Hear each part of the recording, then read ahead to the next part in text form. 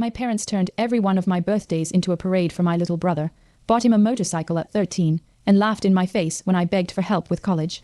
So I exposed their favoritism on a live stream, got them cut from Grandma's will, and turned their golden boy's twisted plot into a life sentence, flipping the script in the most gut-punching way possible. I'm Ethan Harper, and this is how I survived my family.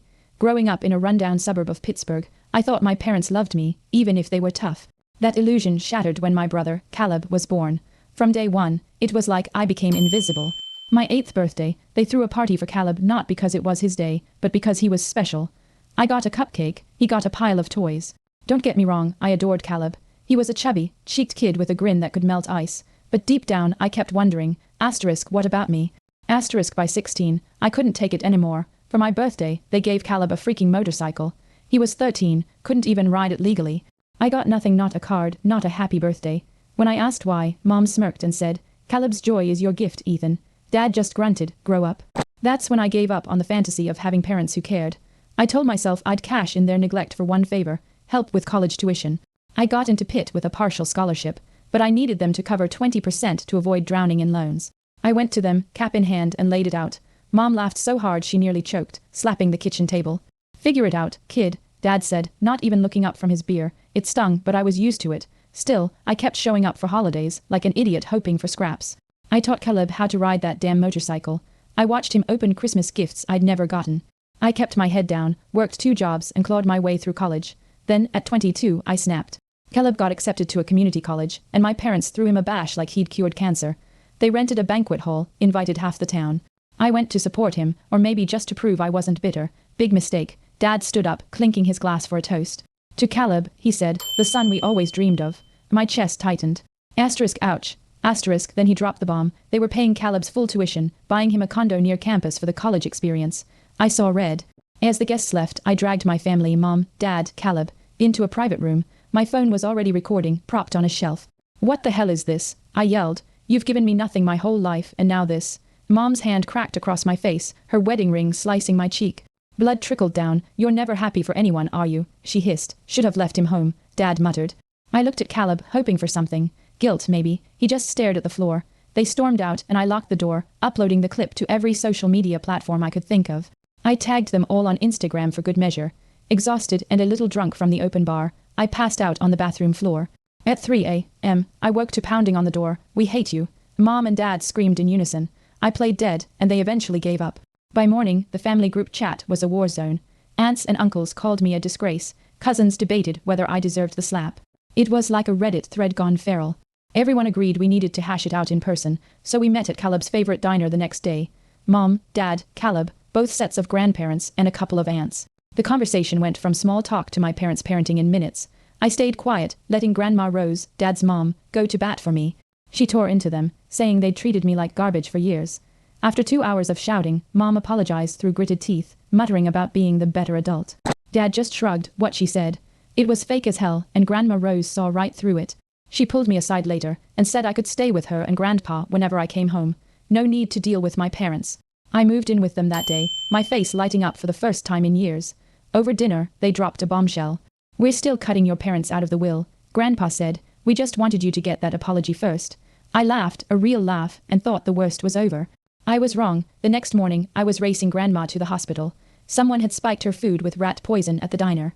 If we'd gotten there 4 hours later, she'd be dead. I sat in the waiting room, hands shaking, piecing it together. Caleb had been weird at the diner, barely eating, hovering over Grandma's plate, refilling her water like a waiter on steroids. I knew it was him. Grandpa stormed in, eyes red from crying. He hugged me tight, and we waited for the doctor. She said Grandma had ingested a near-lethal dose of rat poison, causing internal bleeding. They'd stabilized her, but her kidneys were at risk. Grandpa's face hardened. Tell me everything about that diner, he said. I walked him through it. Caleb sitting next to Grandma, fussing over her napkin, disappearing to the bathroom. Right before the food came, Grandpa made calls, one to his lawyer, one to a private investigator he knew, one to the diner to save their security footage. Family trickled into the hospital. Mom and Dad showed up with Caleb, faking concern. Mom rushed over, voice dripping with crocodile tears. What happened, Ethan? I stared, remembering her slap. Caleb lingered by the door, checking his phone, eyeing the exit. When our eyes met, he looked away fast, chatting up an aunt about school. When I got to see Grandma, she was frail, hooked to Roman IVs. She squeezed my hand and whispered. I felt off after the diner. Stomach cramps started on the drive home. I stayed until visiting hours ended, then headed to my grandparents' house. Grandpa was at the kitchen table, laptop open, papers everywhere. The investigator had pulled the diner's footage. It showed Caleb ducking into the kitchen for 30 seconds instead of the bathroom, right before our food arrived. The diner checked their inventory, missing a container of industrial rat poison used for pest control, the same kind in Grandma's system. It was damning but circumstantial. No footage showed Caleb spiking the food. We needed more. I didn't confront him. Instead, I got sneaky. I hid a camera in a fake smoke detector outside Grandma's room and started logging everything, every visit, every weird question about her health, every offer to help. With her meds, Caleb started showing up unannounced, always when he thought I was out. He'd ask about Grandma's recovery, her pill schedule, when she'd be alone. He offered to pick up prescriptions or cook her special meals. Mom laughed when I mentioned it, calling me jealous.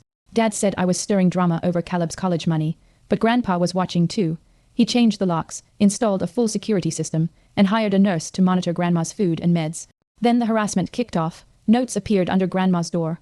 Crude threats saying she'd die soon, written in disguised handwriting. They only showed up when Caleb visited. I saved each one, noting dates and times. Then Grandma's meds started vanishing. First a few pills, then whole bottles. The nurse swore the medicine cabinet was locked, but Caleb was always around, offering to help, look for them. I upgraded the cameras, better resolution, night vision, one hidden in Grandma's room. 3 days later, I had him. Footage showed Caleb sneaking in at 3 a.m. with a copied key, standing over Grandma's bed, watching her sleep. He pulled a vial from his pocket and poured it into her water glass. I backed up the video everywhere. Laptop, external drive, cloud server. No chances this time. I showed it to Mom and Dad, but Caleb was ready. He cried, claiming I'd faked it out of jealousy, that I was framing him for being the favorite. He said I was unhinged, maybe even the one who poisoned Grandma. Some family bought it. They pointed to my tech skills, my viral video shaming them. An aunt even suggested I'd poisoned Grandma myself to set Caleb up. The family split. Those who loved Caleb's charm backed him. Those who'd seen the favoritism sided with me and my grandparents. Grandma never wavered. Weak as she was, she told everyone she'd felt scared waking to Caleb looming over her, that her water tasted bitter that night. But her frailty made some dismiss her as confused. I switched tactics. I apologized to Caleb privately, saying I'd been paranoid, wanting to fix things between us. He was wary, but his ego took over. He loved lording over me, and my surrender fed that. I started hanging out at the condo Mom and Dad bought him. We'd play Call of Duty, talk about college. I played the supportive big brother, swallowing my rage at his fake smiles. Weeks later, he trusted me enough to leave me alone in his place. That's when I found it. A locked box under his bed, stuffed with journals. Pages dating back to when he was 10, detailing how to manipulate our parents, turn them against me, ensure he got everything. There were notes on gaslighting, psychological tricks, even plans to remove Grandma for siding with me. The latest entries listed poisons, their effects, and how to dose them undetected. I photographed every page, leaving the journals untouched to avoid tipping him off. I sent copies to Grandpa's lawyer, uploaded them to secure servers, and hired a handwriting expert to confirm they were Caleb's. When I was ready, I called a family meeting. Everyone showed Mom, Dad, Caleb, aunts, uncles, grandparents. Grandpa led, laying out the evidence, the diner footage, missing meds, threatening notes, journal entries with the expert's analysis. Caleb lost it, screaming I'd planted it all, forged the journals, broken into his condo. His story kept shifting. He said the journals didn't exist, then called them fiction. Then claimed I wrote them. Mom and Dad tried to back him, but even they faltered when Grandpa showed an entry where Caleb bragged about tricking them into giving him my 16th birthday motorcycle. Mom's face went pale, reading how he'd convinced them I didn't deserve a gift. Caleb turned on the waterworks, using that little kid voice he'd mastered. He told Mom and Dad I'd been plotting for months, maybe drugged him to sneak into his place. Dad demanded the original journals, latching onto the fact I'd left them at Caleb's to avoid theft accusations.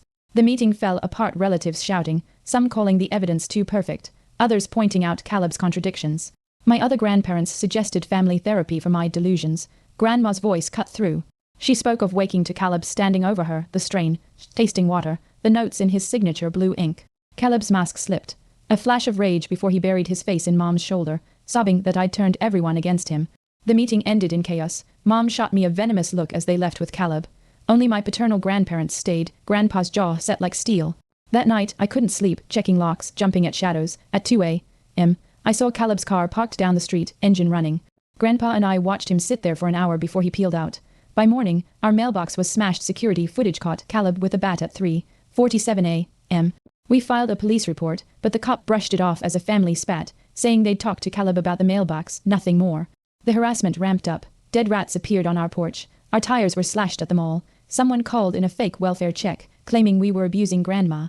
Caleb always had an alibi, usually Mom and Dad swearing he was home studying. Grandpa and I took shifts sleeping, one of us always awake.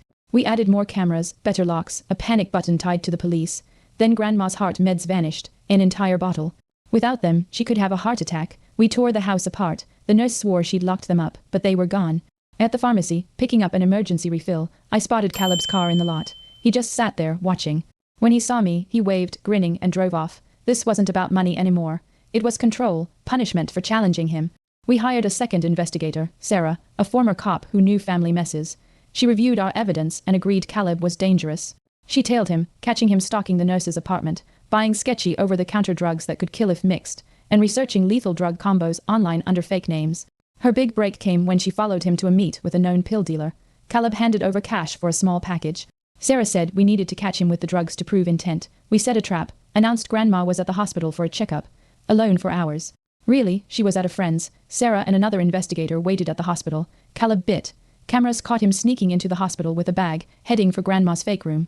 Finding it empty, he freaked, called Mom, claiming he was just visiting. Mom called me, screaming I'd endangered Grandma by moving her.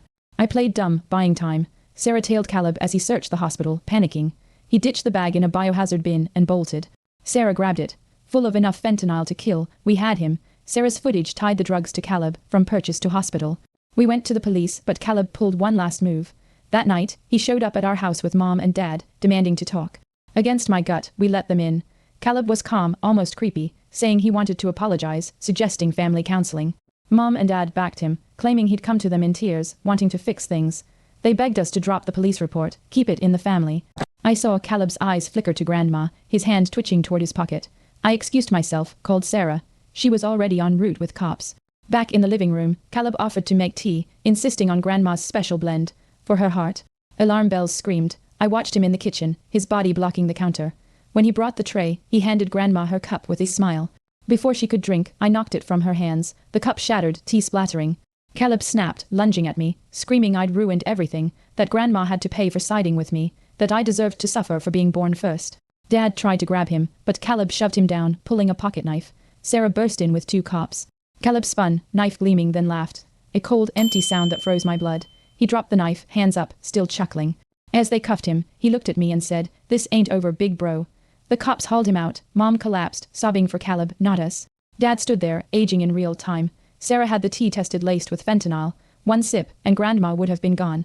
Caleb was charged with attempted murder, drug possession, and stalking. The evidence was ironclad, but Mom and Dad burned their savings on a hotshot lawyer, desperate to save their golden boy. The family chat exploded. Some blamed Mom and Dad for enabling him, others me for pushing him. The family was fractured beyond repair. Grandma was safe, but the victory was bitter. I'd lost my parents for good, and yeah, it hurt. Grandpa hired security, with Caleb out on bail, ankle monitor and all. The trial loomed, and the drama went public. I moved into Grandma's room, sleeping on a cot to keep watch. One night, she grabbed my hand and said she was proud of me, but also pitied Caleb. "Your parents made him this way," she said. "They never said no, taught him I was nothing. They stole his humanity." Her words hit like a freight train. Caleb wasn't born a monster, they molded him. Sarah kept digging, finding online posts where Caleb, under aliases, researched inheritance scams and natural deaths. He'd networked with others who'd killed for money, learning their tricks.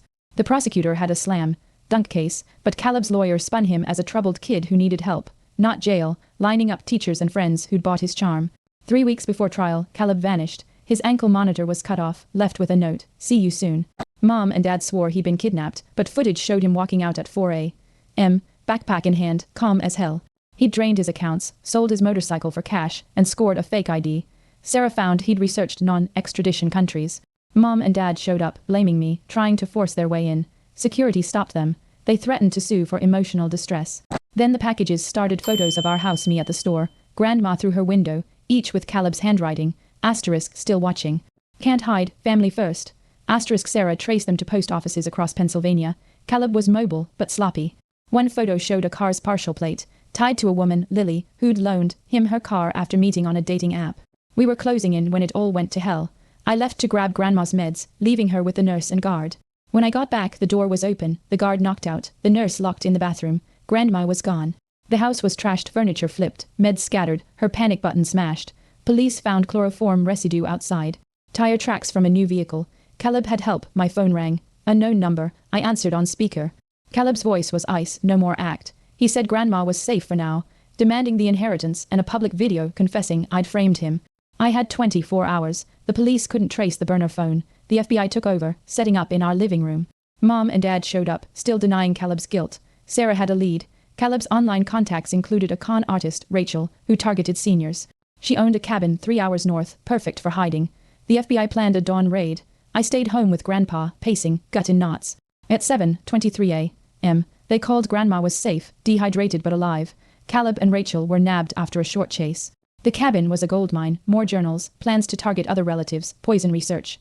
Grandma told me Caleb ranted about his stolen birthright, how I'd ruined everything by existing. Rachel had coached him, spotting a spoiled kid with rich grandparents and playing him like a fiddle.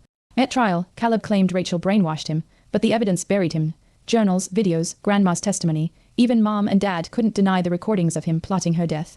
Mom approached me outside the courthouse, broken, trying to apologize but choking on the words. Dad just stood there, defeated. I wanted to forgive them, but Grandma's words echoed they'd created this. Caleb got 25 years, Rachel, 30. As they led him away, he gave me an empty stare, no rage, just void. The family limped toward healing. Some apologized, others vanished, ashamed. The group chat died. Holidays got quiet. Mom and Dad moved to Ohio, volunteering with at-risk kids, trying to make amends. Grandma and Grandpa adopted me at 20. 3 silly, maybe, but it meant the world. Their inheritance became my trust fund, letting me finish college debt, free. I got a job in tech, started therapy, built a life where I mattered. Grandma lived 6 more years, passing at 91. At her funeral, I spoke of her strength, how she'd saved me as much as I'd saved her.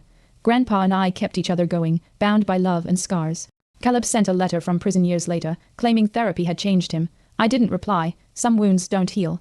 I met someone who got my baggage, and we built our own family, raising our kids with equal love, breaking the cycle. I drive by Mom and Dad's old house sometimes, now someone else's. I think of the kid who just wanted to be seen. He survived, found his real family, learned blood isn't love. Grandpa's still here, slower now. We visit Grandma's grave every Sunday, sharing stories, keeping her close. Caleb's up for parole soon, but my lawyer says he'll likely stay locked up. I hope he's changed, but my security system's top-notch, just in case. Family trauma lingers, but you build better despite it. I'm okay now, really okay. I've got the family I chose, the life I earned. Sometimes, the best revenge is living well, despite everything they tried to take.